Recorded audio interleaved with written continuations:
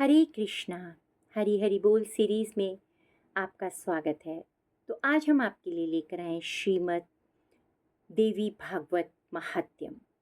तो आज से हम शुरू कर रहे हैं श्रीमद् देवी भागवतम महात्म्यम।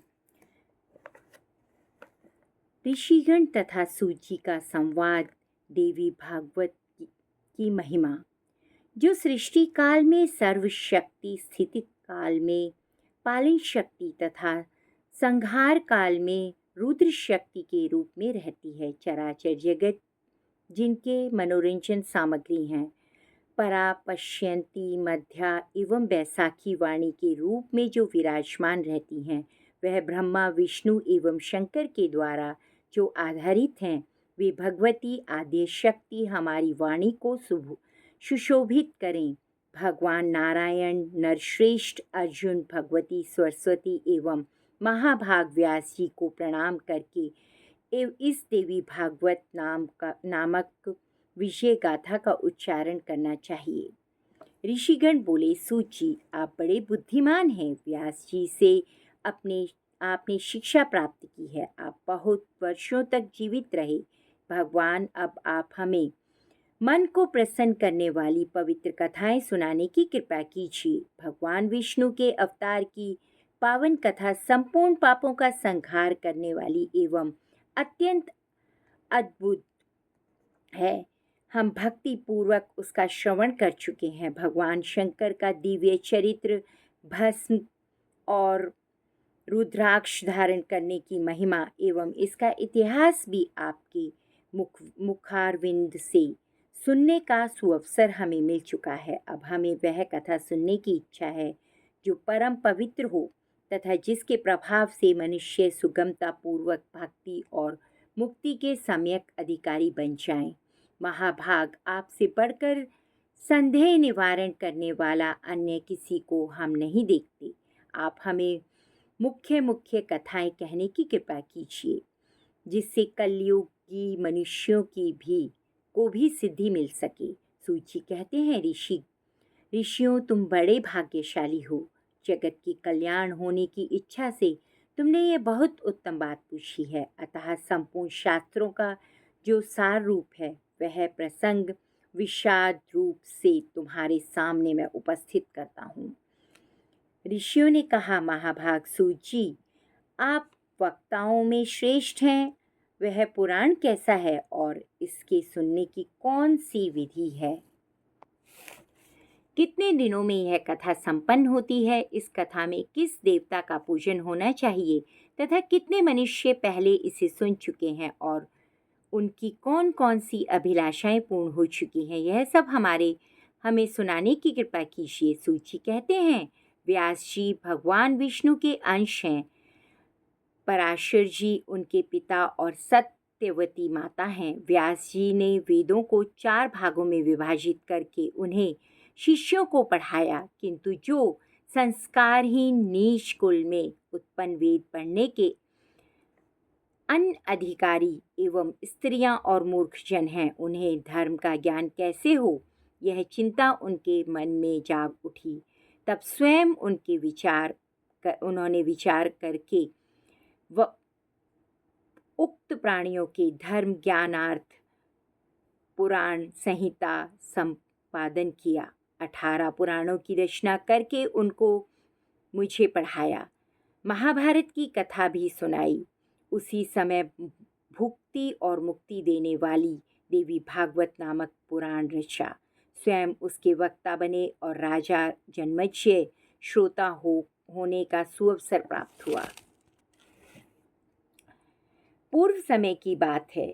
जन्मेजय के पिता राजा परीक्षित थे। उन्हें तक्षक सांप ने डस लिया।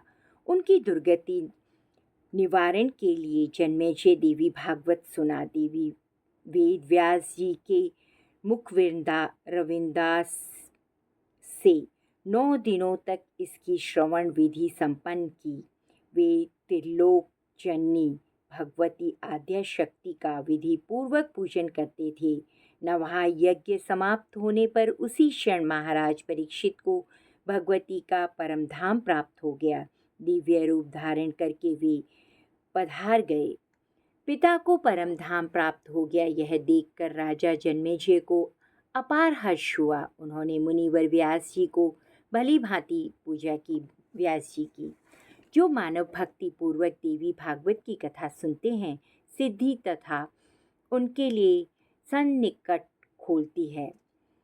अतः उन्हें निरंतर इस पुराण का श्रवण करना चाहिए। सतयुग, त्रेता और द्वापर में अनेकों धर्म थे, किंतु कली के लिए एक पुराण श्रवण ही धर्म रह गया है।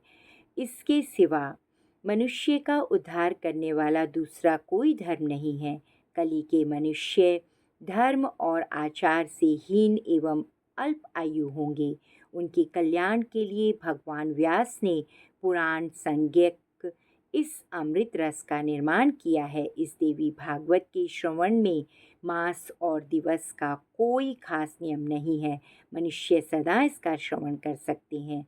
अश्विन, चैत्र, बैसाख और जेठ के महीने में तथा 4 नवरात्र में सुनने से यह पुराण विशेष फल देने वाला है। नवरात्र में इसका अनुष्ठान करने पर मनुष्य सभी पुण्य कर्मों से अधिक फल पा लेते हैं। अतः इसे नवा यज्ञ कहा गया है। जो कलुषित विचार वाले पापी, मूर्ख, मित्रद्रोही, वेद की निंदा करने वाले हैं, हिंसा में संलग्न हैं और नास्तिक हैं, उनका भी कली में इस निवाह यज्ञ से निस्तार हो जाता है। महान तप, व्रत, तीर्थ, दान, नियम, हवन और यज्ञ आदि करने पर भी मनुष्य को जो फल दुर्लभ रहता है, वह भी नवाह यज्ञ से सुलभ हो जाता है। अतः देवी भागवत सर्वोत्तम पुराण माना जाता है। धर्म, अर्थ, काम और मोक्ष की प्राप्ति के लिए यह सर्वोपरि साधन है।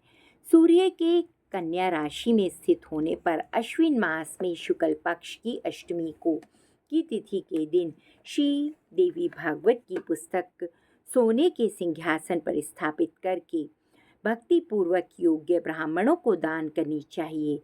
ऐसा करने से वह पुरुष देवी का प्रतिभाजन होकर उनके परम पद का अधिकारी बन जाता है। जो पुरुष देवी भागवत के एक श्लोक अथवा आधे श्लोक का भी भक्ति भाव से नित्य पाठ करता है, वह उस पर देवी प्रसन्न हो जाती है। महामारी, हैजा आदि भयंकर बीमारियां तथा अनेक उत्पाद भी देवी भागवत के श्रवण मात्र से शमन हो जाते हैं। पूतना आदि बालाग्रहत तथा भूत प्रेत जनित जो भय है, वे इस देवी भागवत के श्रवण से पास भी नहीं फटक सकते। भक्ति पूर्वक देवी भागवत का पाठ और श्रवण करने वाला मनुष्य धर्म, अर्थ, काम और मोक्ष के फल का अधिकारी बन जाता है। भगवान श्री कृष्ण प्रसेन को खोजने के लिए चले गए, बहुत समय तक नहीं लौटे। तब वसुदेव जी ने यह देवी भागवत पुराण सुना। इसके प्रभाव से उन्होंने अपने प्रिय पुत्र श्री कृष्ण को शीघ्र पाकर आनंद का लाभ लिया। जो पुरुष देवी भागवत की कथा भक्ति के साथ पढ़ता और सुनता है, भुक्ति और मुक्ति उसके करत लगत को भी हो जाती हैं। यह कथा अमृत स्वरूपा है। इसके श्रवण से अपुत्र पुत्रवान, दरिद्र धनवान और रोगी आरोग्य हो जाता है। जो स्त्री वंध्या, काक वंध्या और मृतवात्सा हो, वह भी देवी भागवत की कथा सुनने से दीर्घजीवी पुत्र की जननी बन जाती है। जिसके घर में श्री देवी भागवत की पुस्तक का नित्य पूजन होता है, वह घर तीर्थ स्वरूप हो जाता है। वहाँ रहने वाले लोगों के पास पाप नहीं टिक सकते। जो अष्टमी, नवमी तथा चतुर्दशी के दिन भक्ति के साथ यह कथा सुनता या पढ़ता है, उसे परम सिद्धि उपलब्ध हो जाती है। इसका पाठ करने वाला यदि ब्राह्मण हो तो प्रकांड विद्वान, क्षत्रिय हो तो महान शूरवीर, वैश्य हो तो प्रचुर धनाढ्य और शूद्र हो तो अपने कुल में सर्वोत्तम हो जाता है। धन्यवाद। तो कल हम आपको देवी भागवत का प्रथम पाठ सुनाएंगे। आप सभी से ध्यानपूर्वक सुने, वीडियो को स्किप ना करें, और अगर ध्यान से कथा सुनेंगे तो आप सभी के जीवन में मंगल होगा। धन्यवाद।